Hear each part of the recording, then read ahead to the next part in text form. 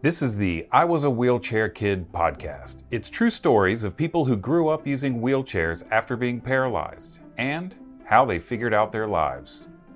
I'm your host, Pete Anziano, and I've been using a wheelchair myself for almost 20 years. Although I wasn't injured as a child, I've spent those 20 years in a job where I help people of all ages adjust to living with paralysis. And I have learned that being injured as a kid brings a whole different set of problems. These podcasts are the personal stories about how kids went about finding their own solutions as children. They're adults now, but their childhood memories are powerful. In this episode, Annie tells her story. She's a grown woman now, but her story begins when she was 12 years old and just about to return to school after summer vacation. The night before 7th grade started, I had a backache. And so I had laid out my clothes for the first day of school. And, I'd been swimming and playing outside all day, enjoying the end of summer. But I had a backache. And then my feet started getting this pins and needles, when your hand falls asleep or something. That pins and needles feeling. And it just kept coming up. And I said, something's wrong, call 911. And so they did. Annie had a very rare spinal stroke. It left her paralyzed from the chest down with no feeling or ability to move her lower body. I was in the hospital for 68 days, and my mom and dad were divorced and both remarried, so I have 4 parents, and they all took shifts. So the entire time I was in the hospital, at least one of them was with me, which was a double-edged sword, right? Because that's awesome that you have a family support and everything, but also you're 12 and don't want to be around your parents 24/7. So they would take turns spending the night. I got out on October 30th, I think, and I went trick-or-treating on October 31st dressed as an angel because I had a halo already. Annie's halo was actually a light metal ring, which was attached to her skull after spinal surgery to keep her from moving her head while her bones were healing. It did make her look like an angel, which wasn't hard. Annie was a pretty child. And then I went to school on Monday the 1st or 2nd or whatever day that was with my halo. I think it was novel. They weren't hateful about it. They were just curious about it, and everybody wanted to push the wheelchair. And so for the most part, people were really kind. The middle school that I went back to was already a pretty new school building, so it was already wheelchair accessible, which was great. So it was about as smooth a transition as you could hope for. I wasn't one of the popular kids. I was people knew who I was because I was the only girl in the wheelchair. So there was a notoriety about it, I guess. But it wasn't I was the cool girl everybody wanted to hang out with. From the beginning, Annie had a very realistic attitude about her injury. It wasn't going to change her, and it wasn't going to stop her. I don't know what alternative do you have other than accepting it and moving on. There was nothing to change. The only thing to change was to adapt to the new circumstances. We couldn't change the circumstances, only how we respond to them. My parents definitely made it a priority to raise me to be independent. They never let me get away with anything. When I learned how to get in the shower, I was like, Mom, I'm ready to get in the shower. And she was like, I can't help you right now. And I was like, well, then I don't need your help. I'll just do it. And then I did it, which was a good thing that I needed to learn. I was just lucky that they never let me kind of sit at home alone with a blanket on my lap, just thinking I couldn't do things. I remember being angry and frustrated. I would hit my legs, if I was having trouble transferring or something, I would punch my thighs. And if my mom saw me, she would always be like, stop, I love those legs, don't hit those legs. But I never thought I'm never gonna fall in love or be a mom or not have a job or whatever. I mean, the circumstances had changed, but the end goals didn't change. The end goals were always to be a happy, healthy, independent person, which is all you can hope for, really, for your kids. To be a mom, to have a partner, to be a contributing member of society. But yeah, I never doubted that like I was still going to go to college. The building blocks were all the same, but they were just arranged differently.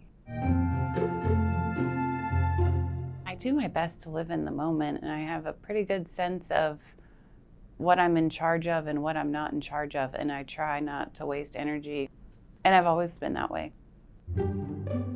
Annie didn't have trouble navigating middle school in her wheelchair, but her high school was a different story.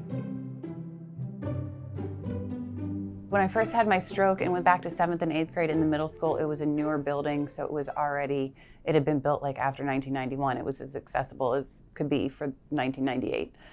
But the high school was a really old building. They had like a really old lift that broke all the time. I had to go outside to get from like one hallway to another hallway at a different part of the building. They had to renovate a handicap accessible bathroom for me. They had steps everywhere. At some parts, I had to go like outside to get from one wing to another. There wasn't even like a viable inside route. One lift that was really, really old that would break all the time, and then I'd get in trouble because I would just have like football players carry me up and down the stairs. Teenagers often feel awkward when they encounter someone who's using a wheelchair. They don't know how to act or what to say. Annie discovered her own solution to that problem. I think the best thing that you can do when you're like new to a wheelchair is have a service dog. They're the best icebreaker because everybody knows what to say to a dog. If they don't know what to say to the girl in the wheelchair, they know what to say to the girl in the wheelchair's dog. And everybody loves a dog. And if somebody's looking for a way to approach you, whether they want to talk about the dog or not, it's an easy in for them. Regarding dating, Annie believes that honesty from the beginning is the best policy.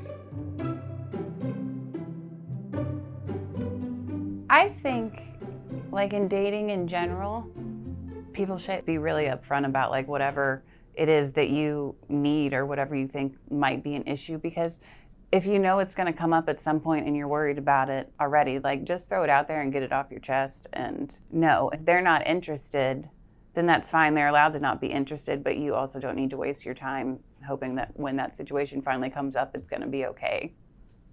I wear Depends like every day. And I've never once dated anybody and taken my pants off and somebody's been like, oh God, you're in Depends. Like, you just have to own it, whatever it is for you, and be honest about it and not try to like hide it or push it off and like hope for the best when it comes down the pike, because like you know it's coming.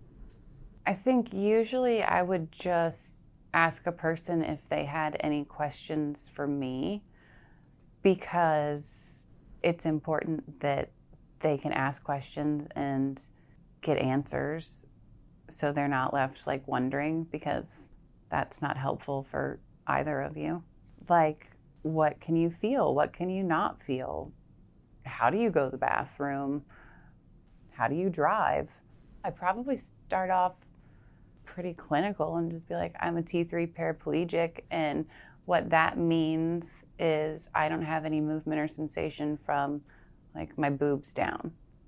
And then when people think paralysis, I think they only think like you just can't move stuff. They don't think about like you have issues with spasticity, you don't have bladder or bowel control necessarily. It's just hard to keep like track of things that you can't feel, like your feet. I think you have to be really confident and comfortable in yourself first and foremost. You already know all the answers to their questions, whatever their questions are. And I think it's important, if it's somebody you're dating, that you can have open and honest conversations about that stuff. Or if you're dwelling on it and it makes you anxious because you don't know how this person's going to respond, like all the more reason to just get it out in the open so that if they do have a problem, they can leave now. With online dating, Annie warns it's important to avoid para-devotees, people who are attracted to people with disabilities. I think one thing you have to be careful about as a person in a wheelchair, especially a young woman in a wheelchair, are para-devotees. If somebody approaches you and their only asking about your disability, or they want photos of your feet because you don't use them. Just be mindful. You don't want to hang out with somebody who's only interested in your wheelchair any more than you want to hang out with, somebody who's only interested in you because you're pretty or for one facet of your personality. After years of struggle with her high school environment, Annie picked a college that was truly accessible. After high school, I went to Wright State University in Dayton, Ohio. Wright State is one of the most handicap accessible schools in the country. So even like all of the buildings, once you're on campus, all of the buildings are attached by tunnels underground. So if the weather's bad, you don't have to go out in the weather. So it was actually a really nice stepping stone into the real world because I was independent and living by myself in a dorm room, but it was a handicap accessible dorm room, and the campus where I spent the vast majority of my time was all really, really, really handicap accessible. So it was a nice stepping stone into real life. Annie got a degree in film history, was awarded a scholarship to the Library of Congress, interned at a cable movie channel, and became a highly successful location coordinator for major motion pictures. Annie loves her work and her young daughter. And how does she see herself these days? I'm very lucky that I have 4 parents who not only made it a priority to raise me to be independent, but never limited me in any sense. It was never like, you can't do that. It was always, how are you going to do that? And that's a huge difference. You just focus on the how. I think I'm definitely Miss Independent. This episode was produced by Thea Flom, Stephanie Lolino, and Ann Hamilton.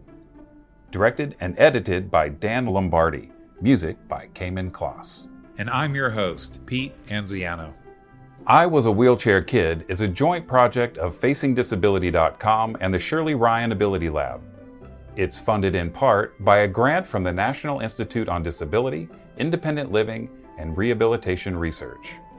Grant directors are Dr. Alan Heineman and Dr. David Chen. You can find more I Was a Wheelchair Kid stories on FacingDisability.com/podcasts and on Apple, Spotify, YouTube, or wherever you get your podcasts.